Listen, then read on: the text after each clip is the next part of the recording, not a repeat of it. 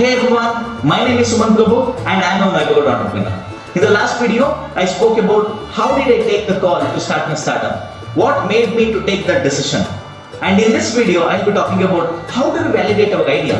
Because whenever we want to start up, idea is the most important thing. And whenever there is an idea, there are two dangerous ends to it. One is we are too excited about that idea or we are too skeptical about that idea.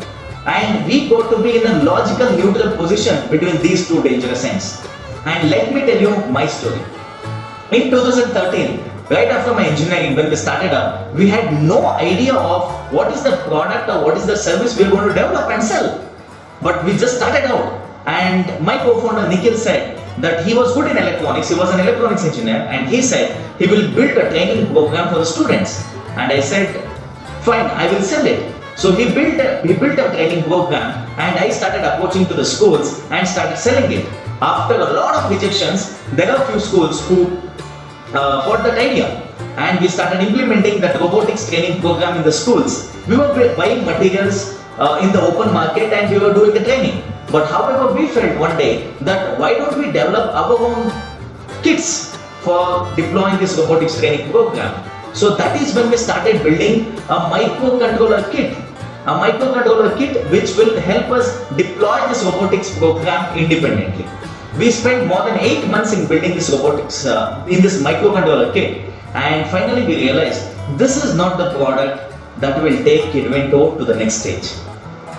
Everything was ready, 8 months of effort, the hardware was ready, the user interface was ready, but we decided that not to pursue this product any further.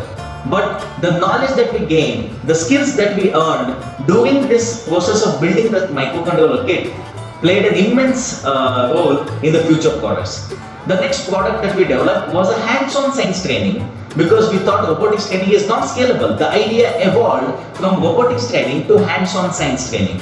And in this hands-on science training, we built a lot of materials, kits of our own, and years later we decided, why don't we get into a larger spectrum of audience? Why don't we become a larger solution providers? Why don't we become a product company? And that is when we decided to come up with our own curriculum product to the schools. We built our own textbooks, we built our own hands-on models, we built our own teaching methodologies, teacher training programs, unique assessment models. Everything we built from scratch and started deploying in the schools. And immediately the schools loved it. 7 years back when we started our company, we did not even have this idea of curriculum product. But 7 years later, from robotics training, we built a curriculum product. Not just that, now we are expanding our program online. We are delivering our curriculums online. So this is how ideas evolve. Don't try to validate your idea. It will never be possible. Always have an open mind so that your idea evolves from stage to stage. Ideas evolve. Goals evolve. They do not stay the same. So always be in that open mind. Don't just discard your idea. Don't just invalidate your idea. Zomato was started in 2008. It took about 10 years for them to come to a limelight.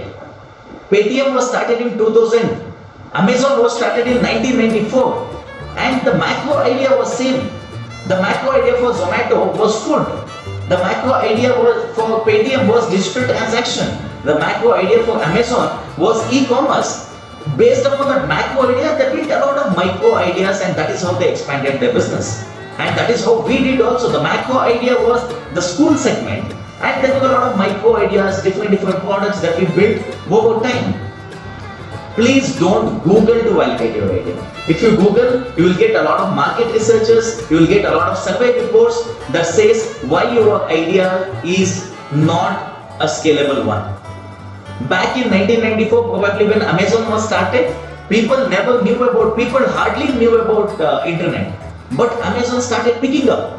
He had an idea, the founder had an idea that internet is the next big thing and people will buy things online. That was his gut feeling, that was the idea. All the market researchers probably would have said otherwise, but he never believed that. So don't go through this market research or Google to validate your idea. The only way to validate your idea is to try it.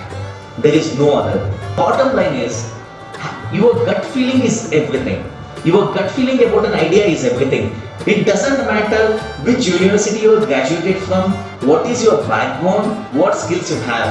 If you have a gut feeling that your idea will work, start pursuing it. Even if it fails, no worries, because the way the skills that you get, the experience that you gain while building your idea, even if it fails, you will always win, and that is very important. Please like this video, share this video, and subscribe to my YouTube channel, The Neighborhood Entrepreneur. Share this with the young entrepreneurs, aspiring entrepreneurs, so that this video will help them even.